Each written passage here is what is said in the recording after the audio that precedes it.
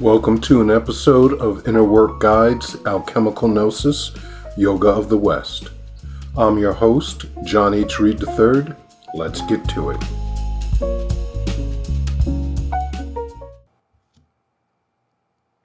Sustainable transmutations, speed or endurance. I've said before, inner work is about self-discovery, which is not always a pretty or an easy experience. The question now becomes, why is this so? If you think back to your old high school chemistry class, we can find an analogy to help you understand. Think of your nervous system and its habitual state as the standard configuration of electrons orbiting about a particular atom. Like the electrons, your nervous system exists in a specific energy level or state, a vibratory state created by your beliefs about life, ingrained expectations about the outcome of social and business interactions, and of course, your fears. While the overwhelming majority of these assumptions on your part are false, they have nonetheless become second nature.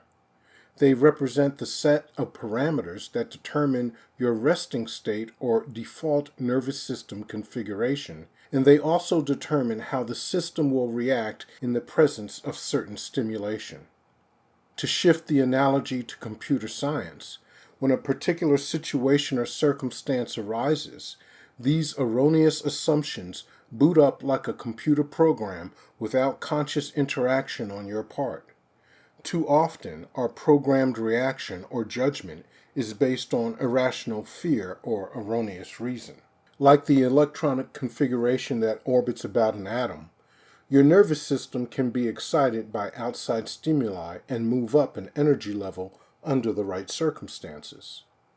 The self-help blitz courses produce this sort of effect. This situation is unstable, though, and almost immediately, the nervous system reverts to its original state, releasing the energy gained during excitation. This revision causes a release of energy that brings about a temporary shift in consciousness and perhaps even in physical circumstance. However, as the nervous system has lost its heightened energy level, it will eventually revert to its long-trained homeostasis. If we want to make the change permanent, we must do certain things and do them repeatedly. We must make the volatile fixed and the fixed volatile, and we must do it repeatedly.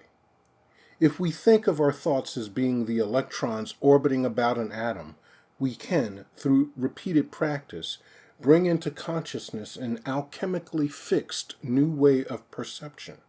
This is chemically analogous to creating an ion. In our case, we want a cation, or positively charged atom.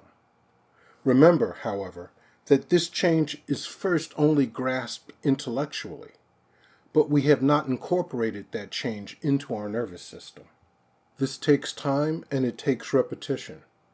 In order to do this, we must bring about change in the nervous system, which at first would correspond to the atoms going through a chemical reaction to form new compounds.